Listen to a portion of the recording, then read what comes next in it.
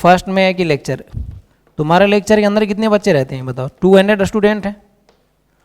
200 बच्चों में से कुछ ऐसे बच्चे होंगे जैसे तुम क्वेश्चन टीचर देते हैं और वो तुरंत आंसर दे देता होगा। ऐसे कितने बच्चे होंगे? 10 या 15, इससे ज़्यादा नहीं होंगे। ये 10 और 15 वही बच्चे हैं जो मैं तुमको बताया कि ये 5% लोग होते हैं, समझ रहे हो? 10 to 15 स्टूडेंट ऐसे होंगे और वहाँ पे तुमको ये पढ़ाएंगे थ्योरी प्लस क्वेश्चंस। ये क्या होता है? इसको बोलते हैं टीचिंग नोट्स। क्या होता है? टीचिंग नोट्स टीचर के पास पहले से रहता है, समझ रहे हो? उसमें सब कुछ पहले से ही प्री प्लान रहता है कि हम इस लेक्चर को कितने दिन में पढ़ाना है, फर्स्ट क्लास में कितना पढ़ाना है, वो मेरे पास रखा हुआ है अंदर में, ठीक है? तो ये फर्स्ट में आगे लेक्चर के अंदर थ्योरी प्लस क्वेश्चंस पढ़ाएंगे। कुछ ऐसे बच्चे होंगे जैसी टीचर तुमको थ्योरी खत्म होने के बाद क्वेश्चंस देगा वो तुरंत आंसर दे देगा। बाकी बच्चे जो होते हैं वो डिमोटिवेट हो जाते हैं कि मेरे से क्यों नहीं हो रहा, उससे कैसे हो गया, समझ रहे हो? और यहाँ से जो फर्स्ट टाइमर बच्चा होता है, इसमें 2 कैटेगरी के बच्चे हैं, एक 95% वाला, एक 5% वाला। जो 95% वाला है वो बेचारा को थ्योरी ही क्लियर नहीं होता। थ्योरी जब पढ़ाते हैं तो उसी में लगता है कुछ कुछ पॉइंट्स पे डाउट है। ऐसा आता है कि नहीं आता है? जब तुम पढ़ रहे होते हो तो तुमको लगता है कुछ ऐसी चीज़ें हैं जो मुझे डिस्कस करना चाहिए, सर से पूछना चाहिए, ऐसा लगता है कि नहीं लगता है तुमको? लेकिन वो चीज़ें हम उस भीड़ में नहीं पूछ पाते हैं। जब वो नहीं पूछ पाएंगे तो हम क्वेश्चन हमारा नहीं हो पाएगा। 2 मिनट ट्राई करने के लिए देंगे या 1 मिनट ट्राई करने के लिए दिए, उस समय तुम्हारा क्वेश्चन नहीं होगा। जब क्वेश्चन नहीं होगा तो तुम ऑलरेडी वहाँ पे क्लास में तुम्हारी नेगेटिव एनर्जी हो गई, डिमोटिवेट हो गया। अब तुमको क्या है कि जब तुमको होमवर्क मिलेगा, समझ रहे हो, अब जो क्लास का क्वेश्चंस का लेवल है वो थोड़ा बेसिक रहता है। कैसा रहता है? बेसिक। जो क्लास में तुम्हारे टीचर क्वेश्चंस कराएंगे वो उतने हाईफाई नहीं होंगे। जो तुमको होमवर्क मिलेगा उससे टफ मिलेगा। जो क्लास में कराएंगे उसके रिस्पेक्ट में जो होमवर्क होगा वो थोड़ा टफ होगा। तब जब तुम्हारे को क्लास में समझ में नहीं आएगा तो होमवर्क तुम्हारा 100% कंप्लीट नहीं होगा। हो सकता है वो होमवर्क जो उन्होंने दिया हो 1.5 घंटा का हो या 1 घंटा का हो, लेकिन वो तुम उसको लेके दिन भर भी बैठे रहोगे तो हो सकता है तुमसे वो पूरा नहीं हो पा रहा होगा। होता है कि नहीं होता है? जब तुम्हारा होमवर्क नहीं हो पाएगा तो फिर क्या करोगे? जब होमवर्क 100% नहीं कंप्लीट होगा तो तुम्हारे अंदर एक नेगेटिविटी आएगी।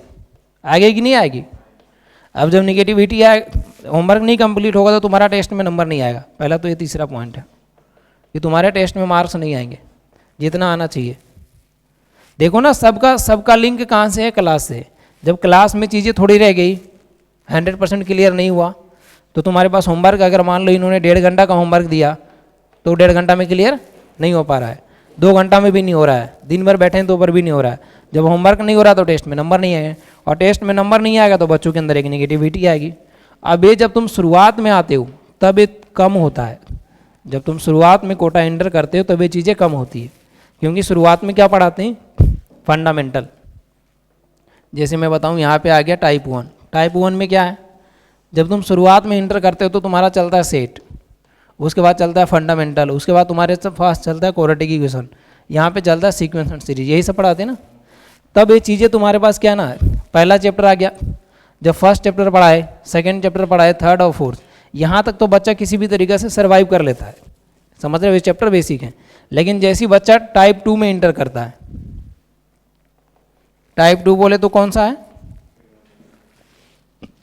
यहाँ पे आ गया कंपाउंड एंगल, सीए का मतलब हो गया compound angle, trigonometric equation, solution of triangle और स्ट्रेट लाइन। जब ये सब चैप्टर आता है तो बच्चा यहाँ से लगता है उसको मेरी बस की बात तो नहीं है। यहाँ पे जो फीलिंग आ रही थी फर्स्ट कैटेगरी में, शुरुआत के 3 महीने से 4 महीने तक तुम्हारा यही चलेगा, समझ रहे हो? फिर बीच में तुम्हारा 3 महीना है, मान लो 2.5 से 3 महीना तुम्हारा ये चलने वाला है। और आखिरी के तीसरा जो टाइप है जो अभी चल रहा होगा तुम्हारा, ठीक है, यहाँ पे क्या चलता है? Circle, parabola, ellipse, hyperbola, PNC और बीटी, यही होता है ना। तो यहाँ तक आते आते बच्चा क्या होता है, बिल्कुल उसको लगता है कि मतलब जो सोच के आया था ना वो सारे सपने बिखरने लग जाते हैं। उसको लगता है मेरा 11 तो पूरा रह गया, अब मैं कैसे कर पाऊँगा, 11 बर्बाद हो गया, मेरे को तो 11 में समझ में ही नहीं आ रहा है। उसको सब कुछ समझ रहे हो ना।